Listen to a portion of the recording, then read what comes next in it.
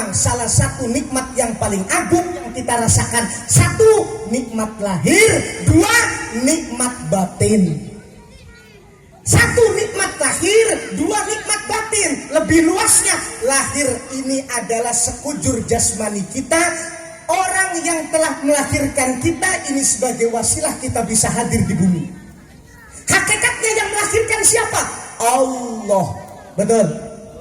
Yang kedua, nikmat batin. Seluruh isi yang ada di dalam kita perlu yang namanya zat-zat yang vitamin-vitamin yang bergizi. Seperti apa? Ilmu, zikir, dan lain sebagainya. Siapa yang memberi ilmu? Allah. Siapa wasilahnya? Tetap manusia. Makanya saya teringat ibu bapak. Kata satu ulama berbicara begini, malam yaskurin nas. Siapa orang yang tidak bisa bersyukur kepada manusia, lam yaskurillah. Orang tersebut tidak mampu bersyukur kepada Allah.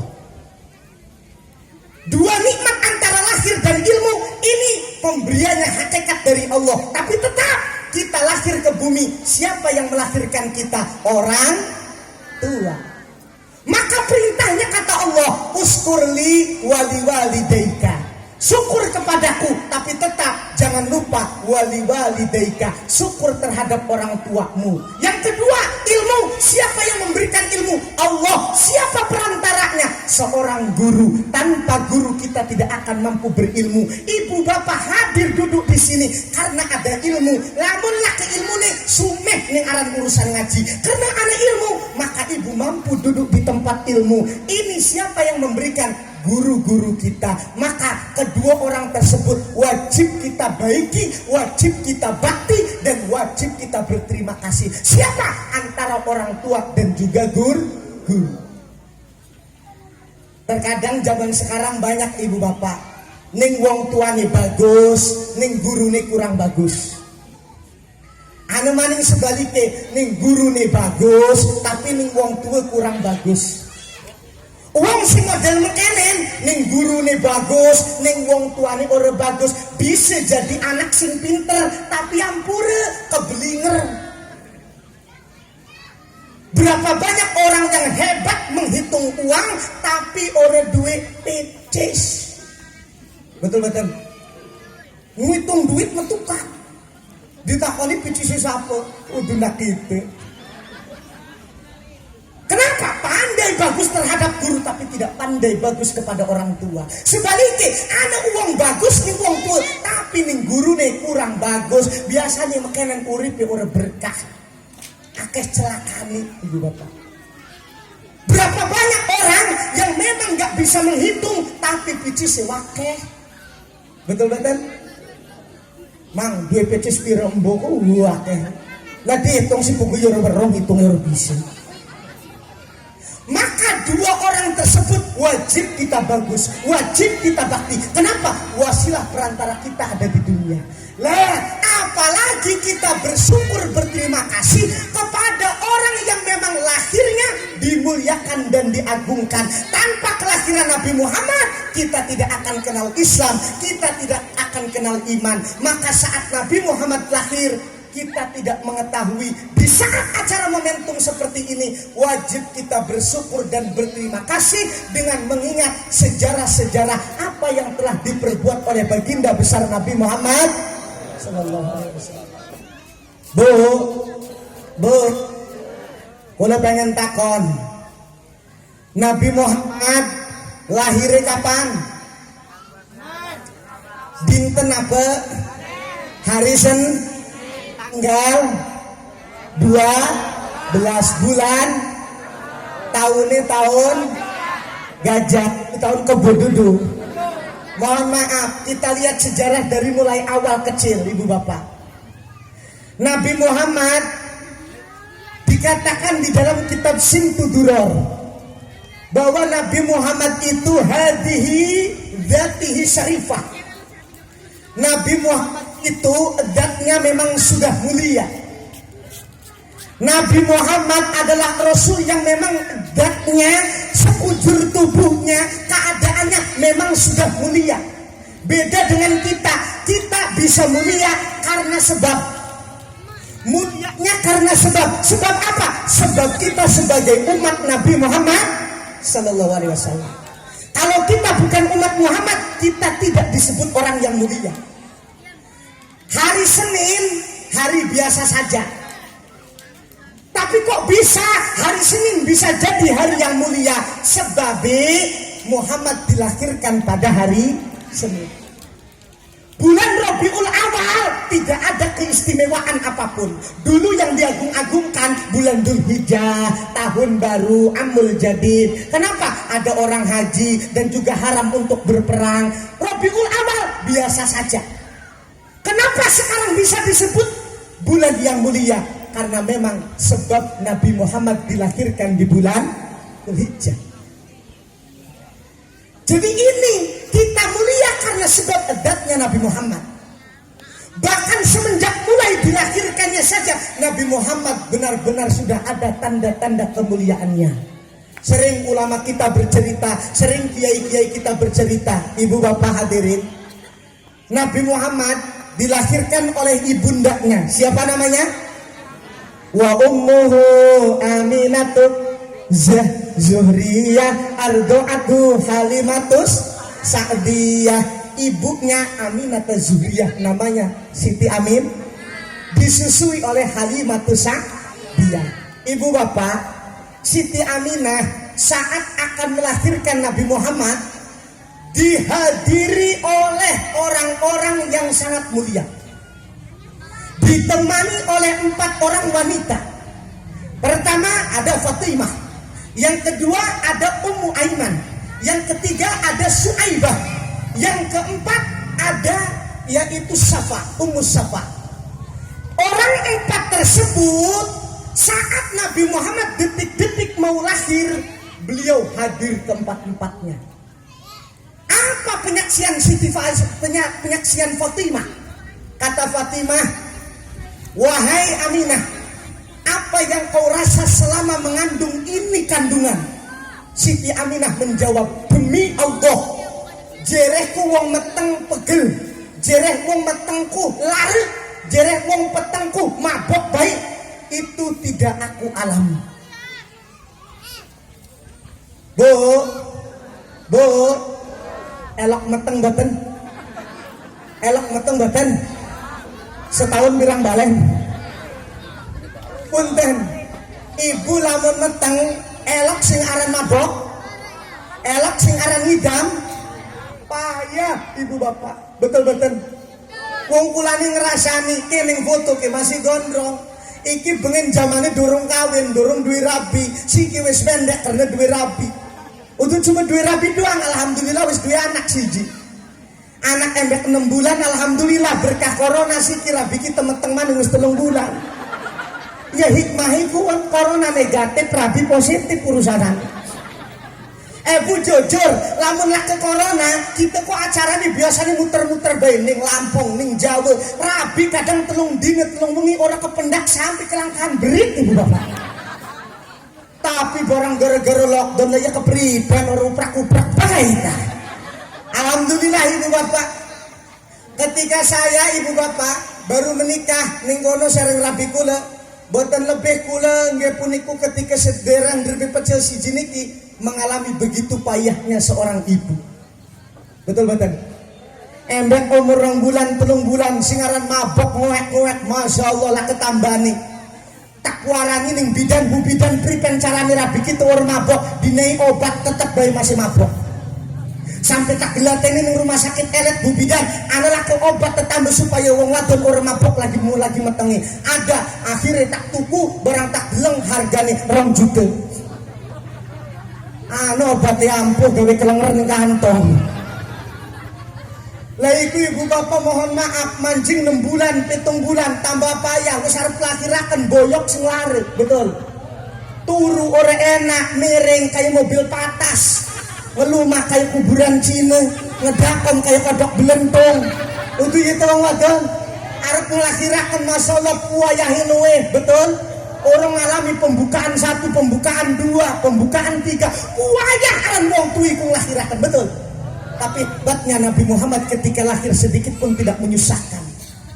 Saat itu lahir Muhammad penyaksian Siti Aminah. Kata Aminah, aku tidak merasakan saat ini bayi lahir dari tempatku. Orang kerasa waktu wis ejol. Jereh Fatimah sebagai saksi. Demi Allah, saya tidak sedikit pun melihat bagaimana bayi itu keluar dari tempat itu. Yang aku lihat hanya satu, cahaya. Ketika mbek lahir, nurut cahaya nih sampai di langit, iku sampai ke deleng ning kota Suriah, kota Sam. Nabi Muhammad. Orang-orang yang menyaksikan Fatimah Ummu Aiman, beliau mendapatkan keberkahan gara-gara menyaksikan Nabi Muhammad lahir. Apa buktinya? Suaibah seorang budak, tapi berkah dari menyaksikan itu Allah langsung memerdekakan Suaibah. Sama dengan Ummu Aiman pun sama. Beliau mendapatkan suami yang anaknya akhirnya menjadi sahabat Nabi, panglima perang. Padahal masih muda sudah diangkat sebagai panglima perang. Ummu Safa luar biasa, punya anak kaya raya, sahabat Nabi, sudah mendapatkan kabar ahli surga. Siapa? Abdurrahman bin Auf. Lahir Abdurrahman bin Auf menjadi orang yang kaya raya, tapi lo maniluwe. Orang pelit, orang medebit. Itu berkah apa ibu bapak? Berkah karena menyaksikan lahir Nabi Muhammad. Sama kita di sini karena memang tidak hadir waktu kelahiran Nabi, maka dengan mengenang indahnya hidup Rasulullah, perjuangan Rasulullah, mudah-mudahan sebagai saksi kita pun berhak mendapatkan berkah dan syafaat dari Rasulullah Sallallahu Alaihi Wasallam. Jadi aja khawatir, uang sing selalu ngadakakan maulid Nabi, yakin 1000 yakin hidupnya tidak akan susah, malah oleh keberkahan. Makanya wong lahir dicukur kelipan diwaca berjanji maulid Nabi, itulah sebagai saksi, sebagai bukti kita cinta kepada Nabi. Dibacakanlah kisah Nabi Muhammad supaya anak ini mendapatkan keberkahan, supaya jadi anak soleh lan soleh. Kalau kita ingat perjuangan Rasulullah semenjak kecil, kita tidak ada apa-apanya ibu bapak. Embek lahir, mohon maaf, keadaannya yatim. Asadul yutum, wong sing paling berat jadi yatim Nabi Muhammad. Lahir abahe wis sakit. Embek lahir Siti Aminah ning kono susune ora metu banyune. Akhirnya bingung bagaimana ini Muhammad untuk disusui. Akhirnya ning kono ibu bapak gegelati wong-wong sing mau menyusui Nabi Muhammad. Wake sing pengen, akan tetapi Allah berkehendak lain. Ada dari marga Bani Sa'ad yang waktu itu Halimah sedang berjalan dengan suaminya, ontane wis lelah, dheweke susu wis ora metu, anak sing digendong sing disosoni nangis bae, beristirahat, bertemulah dengan Aminah. Singkat cerita padete, ning kono Siti Aminah langsung percaya dengan Halimah. Wahai Halimah, aku serahkan ini anakku Muhammad, bawa dan kau susui. Saking ora tegane barane Siti Aminah, tapi sing aran bayi perlu minum susu. Makanya bayi kan nangis, hendak lahir, oa, pengen apa sih? Nyusu doang. Betul-betul? Arep disumpeli gegemblong, tak orang bakal menang. Kenapa? Allah cuma mengilhamkan bayi supaya menang, kudu diminumi susu. Pertanyaannya, kalian minumnya susu? Jawabannya karena memang bayi dorong duwe untu. Makanya jujur pak, susu itu konsumsian orang-orang yang belum punya untu. Ya aja kesinggung. Sebenarnya memerono. Kadang bapak-bapaknya kan gatur gelem ngeleh. Anak sampai kesingkir karo bapak. Sampai anak gelem nyusu. Kelipan bang, orang lah mamburu ke Samsu. Lah itu pegawaian bapak nih makanya ini. Akur kan? Terus bahkan maka ibu bapak Nabi Muhammad adalah orang yang paling berat menjadi anak yatim. Diambillah oleh Siti Halimah. Ternyata Halimah ketika menyusui Nabi Muhammad, susu sing mone ora metu langsung nyumber, onte sing mone bayu susune ora metu langsung nyumber. Beliau Siti Halimah itu tinggal di kota, di tempat yang memang sangat paling gersang di kota Arab. Tetapi saat ia membawa Nabi Muhammad, weduse tambah lemu-lemu. cuacane tambah redup tambah adem, betah Siti Halimah nyosoni Nabi Muhammad. Jereh laki nih, demi Allah wahai istriku, ini anak membawa berkah. Sampai-sampai pernah lagi digendong karo Siti Halimah, lewat ning siji tempat ada batu. Saat lewat itu Nabi Muhammad digendong oleh Halimah, batu mengucapkan assalamu alayka ya Rasulullah. Padahal masih bayi. Siti Halimah kaget, kok waktu bisa ngomong assalamu alayka ya Rasulullah. Akhirnya singkat cerita 4 tahun ibu bawa 2 tahun dibalikaken maning ning kono. Ketika balik ning kota Mekah, dilihat ternyata di kota Mekah sedang bahaya, banyak wabah. Jadi wabah penyakit itu dari dulu sudah ada. Karena memang takut, hakikatnya Nabi Muhammad Allah yang melindungi. Karena khawatir Siti Halimah ingin mengambil kembali ini anak yang bernama Nabi Muhammad. Akhirnya diurus kembali sampai 4 tahun, dikembalikan kepada Siti Aminah. Wes beres 4 tahun berbalik ning Siti Aminah. Ning kono ibu bapak mohon maaf, porep cuma kelawan Siti Aminah doang. Masya Allah bagaimana susahnya. Tapi apa hebatnya Siti Aminah. Muhammad, ayo kita jarah kepada saudara-saudara bapakmu, kepada pemakaman bapakmu. Hebatnya Siti Aminah. Bapaknya wis ninggal tapi orang megatakan dulu rening mertua lanangi. Sejen karo wong kita. Mertuane masuk urip, lakine masuk urip, diajak karo lakine silaturahmi, rabine ning kono ora lah ora sepaham mertuane rene. Aku betul. Nabi Muhammad ning kono ibu bapak Siti Aminah ngajak jarah, artinya silaturahmi di orang-orang yang yaitu yang masih saudara dengan bapaknya Abdullah. Akhirnya tekening kuburan. Ketika itu ibu bapak usia 6 tahun diajak karo Ummu Aiman karo Siti Aminah ning kuburan, dodok ning makam nggih puniku Abdullah. Nangis Nabi Muhammad, ya Allah, ning kono kabeh telu-telune Siti Aminah menangis. Kenapa? Melihat Nabi Muhammad yang masih kecil tidak pernah melihat bapaknya. Nabi Muhammad orang pernah nyelok ya Abah, wahai Abah, dorong pernah ibu bapak. Berat Nabi Muhammad. 6 tahun Allah berkehendak lain. Ternyata setelah bapaknya yang diambil tidak dilihatkan oleh Allah, ternyata ganti ibunya yang diambil oleh Allah. Coba kita datangkan istighfar ibu bapak, ngeprihadir pripun paiti kanjeng Nabi. Ketika bapaknya wis ora kedeleng ning kono masih cilik 6 tahun, ibune meninggal. Sing lebih sadis malih ibu bapak, sing ngeduk kuburane dewek adalah Muhammad dan juga Ummu Aiman. Sampai jalan Ummu Aiman, Muhammad kau jangan melihat, ini ibumu. Tapi Muhammad tetap melihat. Dengan alat apa anani, digeduklah kuburan Siti Aminah oleh Nabi Muhammad Sallallahu Alaihi Wasallam. Makanya jujur Pak Bu, kula marah ketika akeh padahal nak Islam ikut ceramah ngomong bahwa bapaknya Nabi Muhammad, ibunya Nabi Muhammad kafir mancing neraka. Naudzubillah. Aja mentang-mentang Siti Fatimah, Siti Aminah karo Abdullah iku ora kependak Kanjeng Nabi, tidak bertemu dengan syariat Rasulullah, langsung dikatakan bahwa Abdullah dan juga Aminah adalah kafir. Dia tidak mengerti bagaimana ahlul fatrah, orang yang disucikan. Intinya syariat tetap mereka menyembah kepada Allah, tapi segala dosanya di situ bentuknya tidak ada. Pada intinya jangan pernah menyebutkan bahwa bapaknya Nabi Muhammad, ibunya Nabi Muhammad dikatakan kafir ataupun ahli neraka. Marah ke ibu bapak.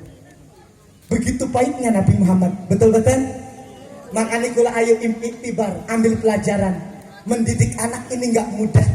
Rasulullah dari semenjak kecil sudah tidak ada bapaknya, tidak ada ibunya, tapi mampu menjadi anak-anak yang baik.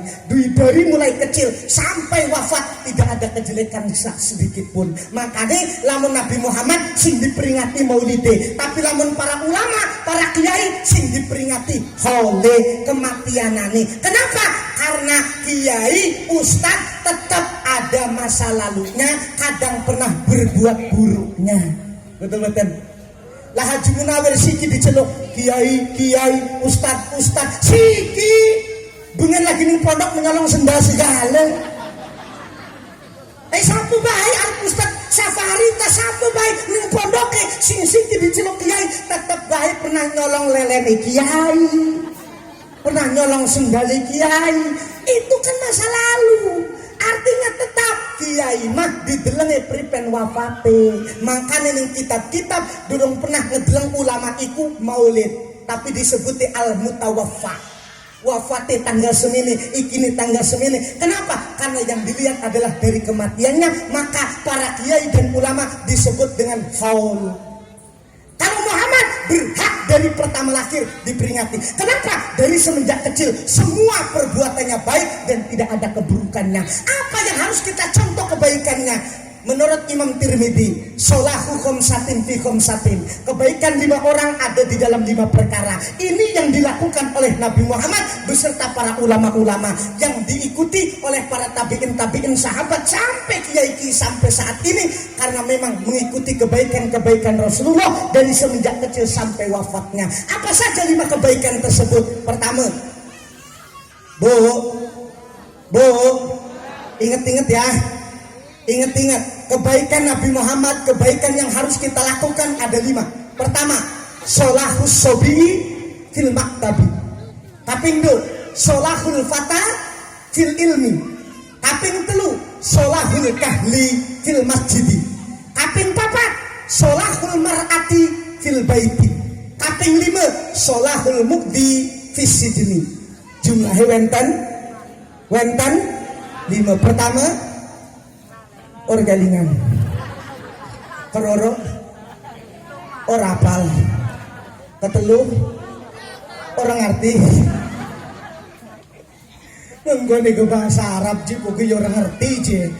Punten, kita singkat-singkat. Pertama, sholahus sobi fil maktabi, kebaikan anak-anak kecil bertempat di rumah-rumah pendidikan. Kayak si model bocah-bocah cilik makanan gitu. Dewek mah hadir ning tempat ngaji ki sebenarnya orang ngerti. Ya paling ngerti ribut doang makono niku. Anu panganan petimbugan kan. Tapi tetep aja dimarahi belengaken bae wis. Asal urip beli meneng kanan wis. Ya artinya bocah cilik makanan iki perlu kita didik dan perlu kita bimbing, ada kebaikannya. Di mana? Bagaimana kita menempatkan di tempat-tempat pendidikan. Bu, elak memarahi bocah cilik, elak boten, elak marah-marah ning anak, ajelo. Kita itu mendidik anak sesuai zamannya. Haji Munawir pengen zamannya lagi cilik, ditabok, ditempeling, disepak, sudah biasa. Orang bakal lapor polisi. Betul? Bocah siki ditempeling bisa dipenjara, akur. Makanya saat anak-anak saat ini yang harus kita tanamkan adalah kasih sayang dan kesenangan.